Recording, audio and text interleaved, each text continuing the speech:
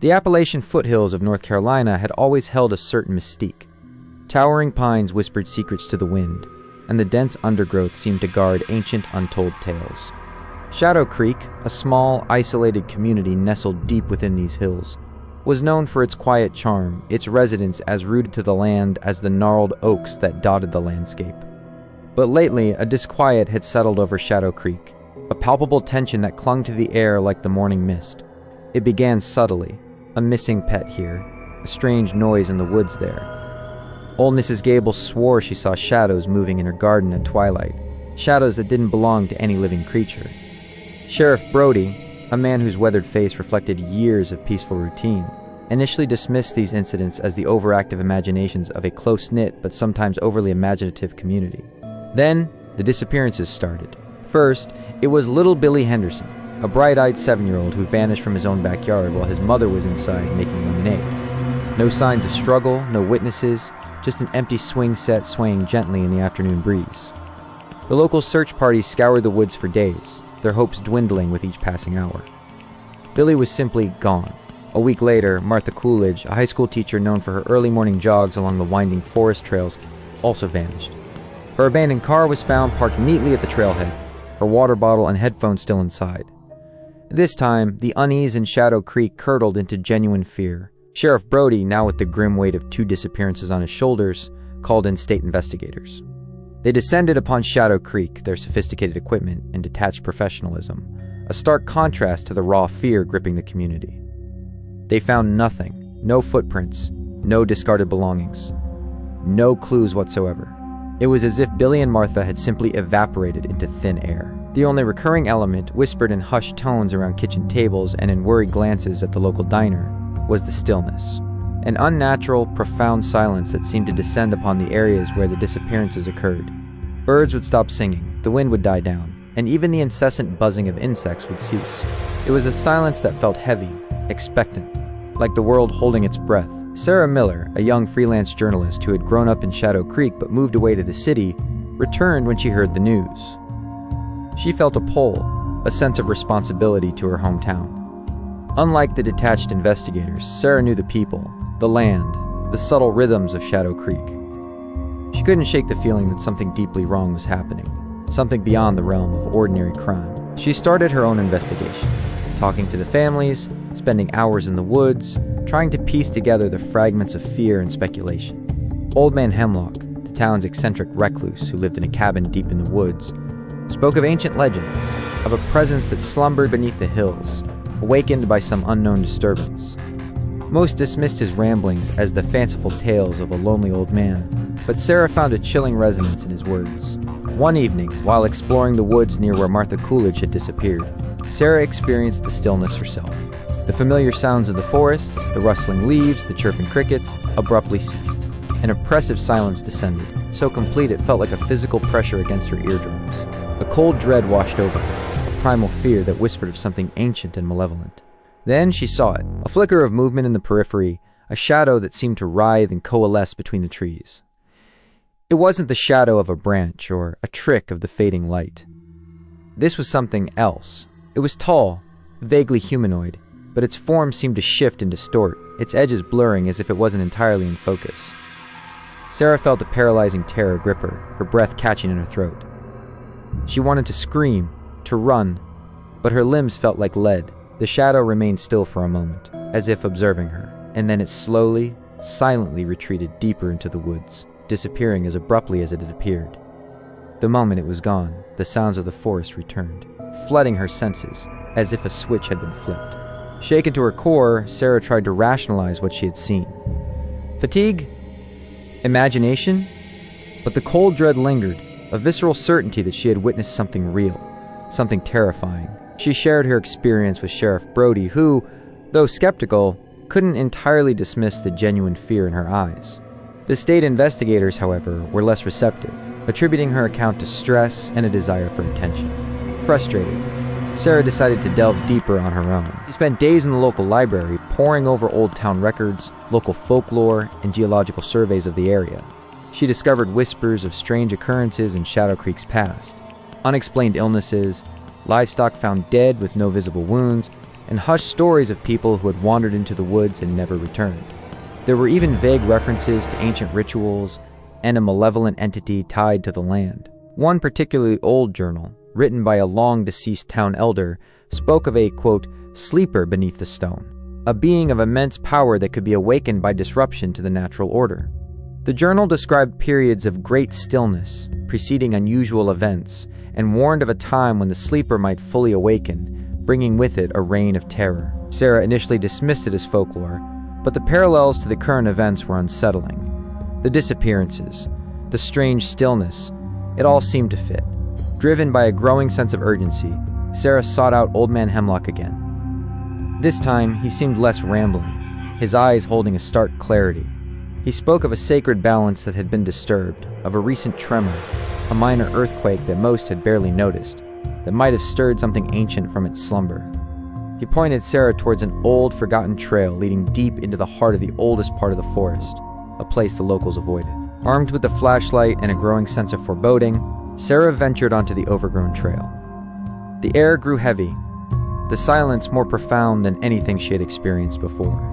The trees loomed like skeletal figures, their branches intertwined overhead, blocking out the last rays of the setting sun. As she walked deeper, she noticed strange markings on the trees, symbols that looked ancient and unsettling. The ground beneath her feet felt cold and damp, and an unnatural chill permeated the air, even though the evening was mild. Then she found it, a clearing in the heart of the woods, dominated by a large, flat stone covered in the same strange symbols she had seen on the trees. The air here was thick with an almost palpable energy, a sense of something ancient and powerful lurking just beneath the surface. In the center of the stone, she saw faint, dark stains that looked disturbingly like dried blood. A sudden rustling in the undergrowth made her jump. She whirled around, her heart pounding in her chest, her flashlight beam cutting through the deepening gloom. Standing at the edge of the clearing was the shadow she had seen before. It was more distinct now, its form still shifting but undeniably humanoid, its eyes glowing with a faint, malevolent light. A low, guttural sound emanated from it, a sound that vibrated in Sarah's bones, filling her with an overwhelming sense of dread. This was no figment of her imagination. This was real, and it was terrifying. The shadow took a step towards her, and Sarah knew with chilling certainty that she was in grave danger. She had stumbled upon something ancient and evil, something that had claimed Billy and Martha, and now it had its sights on her. Just as the shadow began to move swiftly towards her, a sound pierced the oppressive silence, a high-pitched, keening wail that seemed to echo through the trees. The shadow faltered, its glowing eyes flickering with what looked like confusion or pain. It clutched its head, the guttural sound intensifying. From the edge of the clearing opposite the shadow, a figure emerged. It was Old Man Hemlock, his frail frame surprisingly steady, holding aloft a strange, intricately carved wooden staff. He was chanting in a language Sarah didn't understand, his voice surprisingly strong and resonant.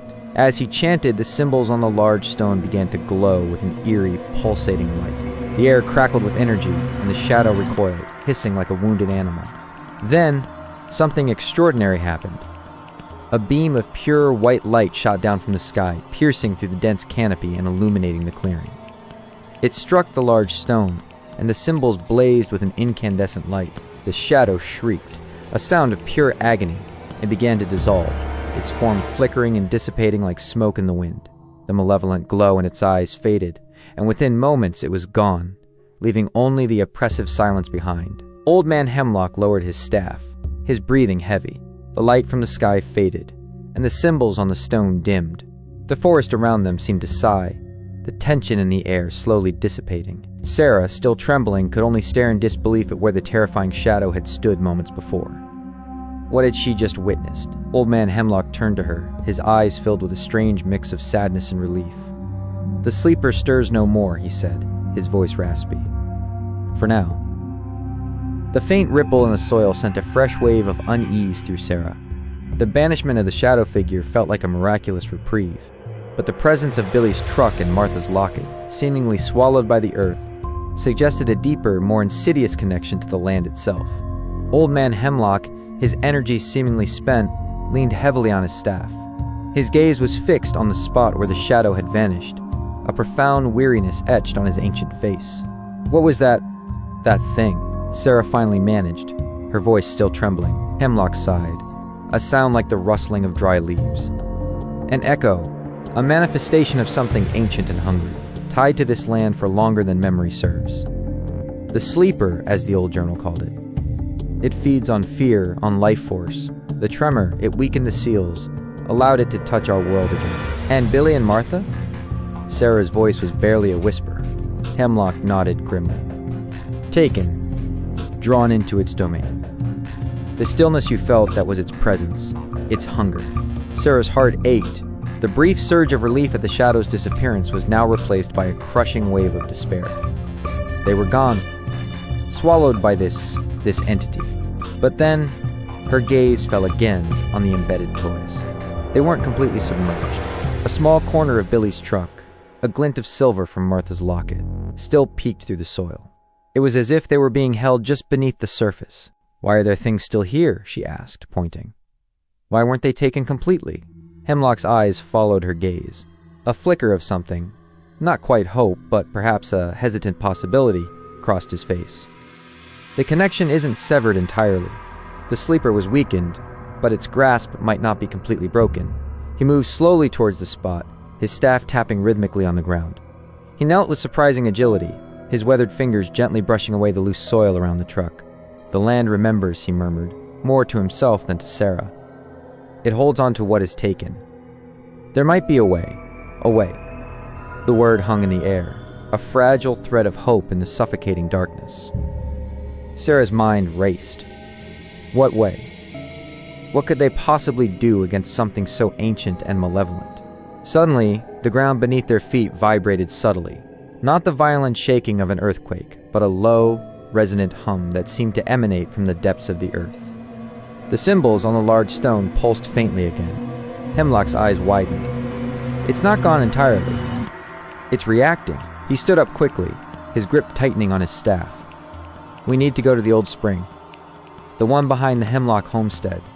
It's a place of power, a place where the veil between worlds is thin." Fear warred with a desperate surge of hope within Sarah. The Hemlock homestead was deep in the woods, further than she had ventured alone. But the thought of Billy and Martha, perhaps not entirely lost, propelled her forward. They moved quickly through the darkening woods, Hemlock surprisingly agile despite his age. The humming beneath their feet grew stronger, and the air felt charged with an unseen energy. Strange whispers seemed to weave through the trees, too faint to understand, yet undeniably present. They reached the spring, a small, moss-covered pool nestled among ancient roots. The water shimmered with an unnatural luminescence, and the air around it felt cool and still, even as the humming intensified. Hemlock pointed to the water. The old ones believed this spring was a gateway, a place where the earth breathes. If there's a chance to reach them, it's here. He began to chant again, his voice stronger this time, the ancient words resonating with the humming of the earth. He sprinkled a handful of dried herbs into the spring, and the water began to glow brighter, swirling with an ethereal light. As he chanted, Sarah felt a strange pull, a dizzying sensation as if the very air around her was shifting and distorting. The whispers in the trees grew louder, coalescing into fragmented voices filled with fear and longing. Then, the surface of the spring began to ripple and churn. A faint, swirling vortex of light appeared in the center, growing larger and more intense. "Look!" Hemlock exclaimed, his voice filled with a mixture of awe and urgency. A passage is opening. Within the swirling light, Sarah could see faint shapes, indistinct at first, but gradually becoming clearer. They looked like figures, small and frail. "Billy?" Sarah whispered, her heart leaping with a desperate hope. One of the figures moved, turning its head. A small, pale face with wide, frightened eyes stared back at her. It was Billy, and beside him, another figure, taller and equally pale, with long, dark hair. Martha. They were there, trapped in some ethereal space beyond the shimmering portal. They looked weak, their movements sluggish, as if their life force was slowly being drained. "We have to bring them back," Sarah cried, stepping towards the spring. "Wait." Hemlock held out a hand, his face grim. "The passage is unstable. We need something. A connection. Something that binds them to this world." Sarah looked around frantically. Her eyes fell on the small, silver locket she wore around her neck, a gift from her grandmother, a woman deeply connected to the history and lore of Shadow Creek. Without hesitation, She unclasped the locket and held it out to Hemlock. "Will this work?"